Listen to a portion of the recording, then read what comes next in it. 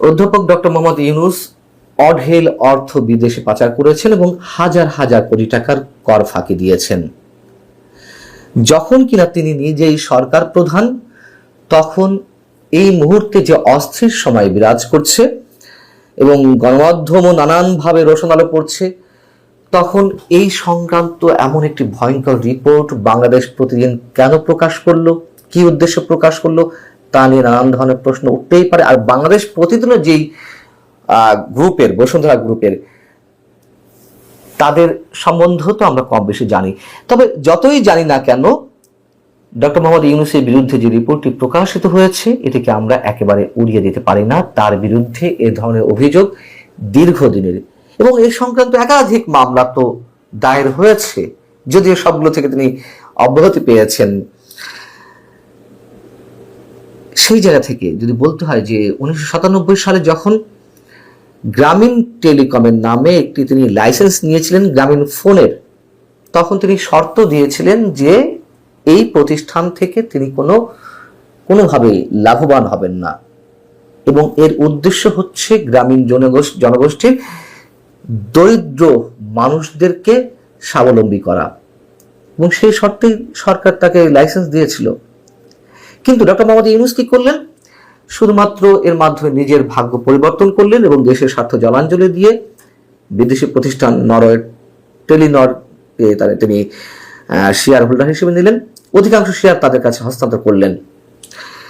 এখন এই যে রিপোর্টটি, সেই রিপোর্টে বলা হচ্ছে যে শুধুমাত্র গ্রামীণ টেলিকম থেকে গত 26 বছরে ডক্টর মোহাম্মদ ইউনূস 1000 কোটি টাকা কর ফাঁকি দিয়েছেন। বাংলাদেশ প্রতিদিন বলছে, আমি একটু হুবহু বলি, যে সংশ্লিষ্ট সূত্রগুলো জানাচ্ছে ডক্টর ইউনূস দেশের অলাভজনক প্রতিষ্ঠান গ্রামীণ টেলিকম থেকে হাজার হাজার কোটি টাকা কয়েক হাত ঘুরে সামাজিক ব্যবসার নামে বিদেশে পাচার করেছেন। শ্রমিক কর্মচারীদের ন্যায্য অধিকার কেড়ে নেওয়ার জন্য আদালতে বিচারাধীন মামলার রায় নিজের পক্ষে নিতে বিচারক সহ দেশের গুরুত্বপূর্ণ ব্যক্তিদের ঘুষ দেওয়ার জন্য একটি দালাল চক্রের সঙ্গেও চুক্তি করেন। আর ডক্টর ইউনূসের এইসব অর্থ পাচার, দুর্নীতি ও অন্যান্য অপরাধমূলক কর্মকাণ্ড দালিলিকভাবে প্রমাণিত হয়েছে। এবার তার বিস্ময়কর কর ফাঁকির অপরাধের ঘটনা সবাইকে হতবাক করেছে। কর ফাঁকির ব্যাপকতা, গভীরতা ও অপরাধের অভিনবতা বিবেচনায় এটি বাংলাদেশের ইতিহাসের সবচেয়ে বড় কর ফাঁকির ঘটনা হিসেবে চিহ্নিত হয়ে থাকবে। এবং যেটি জানা যাচ্ছে যে গ্রামীণ টেলিকম বর্তমানে গ্রামীণ ফোনের 34.20% শেয়ারের অংশীদার, যার মাধ্যমে গ্রামীণ টেলিকম প্রতি বছর গ্রামীণ ফোন থেকে 1000 কোটি টাকার উপরে ডিভিডেন্ড পায়, লভ্যাংশ হিসেবে যেটি পেয়ে থাকে। এবং যেটি কোম্পানি আইন রয়েছে, সেই কোম্পানি আইনের 28 ধারায় বলা হচ্ছে যে এই ধরনের অলাভজনক কোম্পানির কোনো ধরনের শেয়ার মূলধন নেই, কোনো ব্যক্তি মালিকানা নেই, আইন অনুযায়ী এর কোনো ডিভিডেন্ড অন্য কোনো ব্যক্তি বা প্রতিষ্ঠানে হস্তান্তরের সুযোগ নেই। অথচ ডক্টর মোহাম্মদ ইউনূস প্রতি বছর গ্রামীণ টেলিকমের 1000 কোটি টাকার উপরে ডিভিডেন্ড সম্পূর্ণ বেআইনিভাবে কয়েক হাত ঘুরিয়ে সামাজিক ব্যবসার নামে বিদেশে পাচার করে আত্মসাৎ করেছেন। কোম্পানি আইন 1994 এর 28 এবং 29 ধারার বিধান উল্লেখ করে এখানে বলা হচ্ছে যে এই দুটি বিধান লঙ্ঘন করে গ্রামীণ ফোন লিমিটেড থেকে গ্রামীণ কল্যাণ, যেটি আরো একটি প্রতিষ্ঠান গ্রামীণ ব্যাংকের, সেই গ্রামীণ কল্যাণকে তারা লভ্যাংশ আয়ের 42.6% বিতরণ করে আসছে, যদিও গ্রামীণ কল্যাণ গ্রামীণ ফোন লিমিটেডের শেয়ার হোল্ডার নয়। এটা তো সব গ্রামীণ ব্যাংকের অঙ্গ প্রতিষ্ঠান, এমনটাই বলা যেতে পারে। এবং আইন অনুযায়ী গ্রামীণ টেলিকমের সমগ্র লভ্যাংশ আয়কে এর আয় হিসেবে, মূল আয় হিসেবেই দেখাতে হবে, অন্য কারোর আয় হিসেবে দেখানোর কোনো সুযোগ নেই। সেই অনুযায়ী বাংলাদেশ প্রতিদিন বলছে যে সংশ্লিষ্ট আর্থিক বছরের জন্য প্রযোজ্য কর্পোরেট হারে কর দিতে হবে। কিন্তু তাদের নিরীক্ষিত হিসাব পর্যালোচনা করলে দেখা যায় তারা গ্রামীণ টেলিকম থেকে গ্রামীণ কল্যাণকে তাদের লভ্যাংশ আয়ের প্রায় অর্ধেক প্রদান করেছে শুধুমাত্র অগ্রিম আয়কর, অ্যাডভান্স ইনকাম ট্যাক্স AIT 10 থেকে 20% হারে। অথচ আইন অনুযায়ী তাদের জন্য প্রযোজ্য কর্পোরেট করের হার 35% থেকে 37.5%। এই যে দুটোর মধ্যে গ্যাপ, যে কর্পোরেট রেট এবং ডিভিডেন্ড ট্যাক্সের যে পার্থক্য, সেখান থেকে যে কর ফাঁকি প্রায় 20% বা 15%, যাই বলে না কেন আমরা, সেখান থেকেই এই কর ফাঁকির বিষয়টি সহজেই চোখে পড়ে। বাংলাদেশ প্রতিদিন বলছে যে গ্রামীণ টেলিকম শুরু থেকে যে কর ফাঁকি দিয়েছে সেগুলো যোগ করলে এর পরিমাণ দাঁড়ায় প্রায় 1000 কোটি টাকা। এই কর ফাঁকির হিসাব শুধু গ্রামীণ টেলিকমের, ডক্টর ইউনূস নিয়ন্ত্রিত অন্যান্য কোম্পানি এবং যে প্রতিষ্ঠানগুলো রয়েছে এবং তার ব্যক্তিগত আয়করের ক্ষেত্রেও ব্যাপকভাবে কর ফাঁকির ঘটনা অনেকটা স্বাভাবিক নিয়মের মতোই বহু বছর ধরে ঘটছে। এখানে আরো বলা হচ্ছে যে ডক্টর ইউনূস নিয়ন্ত্রিত অন্যান্য প্রতিষ্ঠানগুলোর কর ফাঁকির ঘটনাগুলো হিসাব করলে এর পরিমাণ দাঁড়াবে বিশাল অঙ্কের।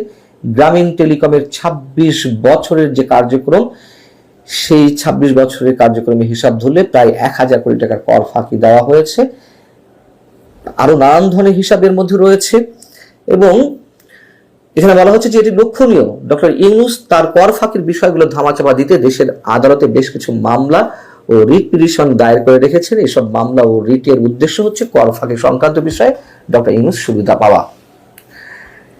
এই কথা তো সত্য যে এর আগে আমি নিজেই মন্তব্য করেছি যে পৃথিবীর আর কোনো রাষ্ট্রপ্রধান বা সরকার প্রধানকে পাওয়া যাবে না ডক্টর ইউনূসের মতন, যিনি ক্ষমতায় এসে 10 মাসে যে পরিমাণ ব্যক্তিগত স্বার্থ সিদ্ধি করেছেন একেবারে নজিরবিহীন। এরকম হিসাব আমরা আগেও দিয়েছি, শুধু একটু মনে করিয়ে দিই, গ্রামীণ ফোনের ক্ষেত্রেই কিংবা গ্রামীণ ব্যাংক বা গ্রামীণ টেলিকমের ক্ষেত্রেই, যেমন গ্রামীণ কল্যাণের কাছে জাতীয় রাজস্ব বোর্ড এনবিআর এর 666 কোটি টাকা পাওনা ছিল। সেটি যে হাইকোর্টে মামলা চলছিল ডক্টর মোহাম্মদ ইউনূস সরকার প্রধান হওয়ার পরে, আদালতে সব প্রণোদিত হয়ে মামলা প্রত্যাহার করে নিয়েছে। আবার যেমন ধরুন গ্রামীণ ব্যাংকের সরকারের যে মালিকানা ছিল, যে পার্সেন্টেজ ছিল, সেটি কমিয়ে 10% নামিয়ে আনা হয়েছে, আগে ছিল 25%। আর গ্রামীণ ব্যাংকে আগামী 5 বছর কোনো ট্যাক্স দিতে হবে না, কর দিতে হবে না, কর অব্যাহতির সুবিধা নিয়েছে আগামী 2029 সাল পর্যন্ত। এই যে আমরা এটাকে কিভাবে মন্তব্য করব, কোনো ধরনের বাধা ছাড়া, কোনো ধরনের সমালোচনা তোয়াক্কা না করে বা লাজ লজ্জা তোয়াক্কা না করে এই যে একের পর এক সুবিধা নিচ্ছেন, সেক্ষেত্রে বাংলাদেশ প্রতিদিনের এই রিপোর্টটি, যেটি প্রথমে বলছিলাম, আমরা একেবারে উড়িয়ে দিতে পারি না। এবং এখন এসে কেন এই রিপোর্টটি করা হলো, যখন বাংলাদেশের গণমাধ্যম আগেকার মতোই রয়েছে, নিয়ন্ত্রিত অবস্থা রয়েছে, যতই সরকার বলুক না কেন, যে মানে দেশের সর্বসেরা সময় এখন গণমাধ্যমগুলো উপভোগ করছে, এগুলো একেবারে বাজে কথা। যারা বলেন যে আমরা কথা বলছি, আমরা আগেও কথা বলেছি বিধায় আমাদেরকে পে করতে হয়েছে অনেক ধরনের অনেক কিছু, এখনো আমাদেরকে পে করতে হচ্ছে। তবে যারা কথা বলেন তারা ঠিকই সবসময় বলে যান। ভালো থাকুন সবাই, আল্লাহ হাফিজ।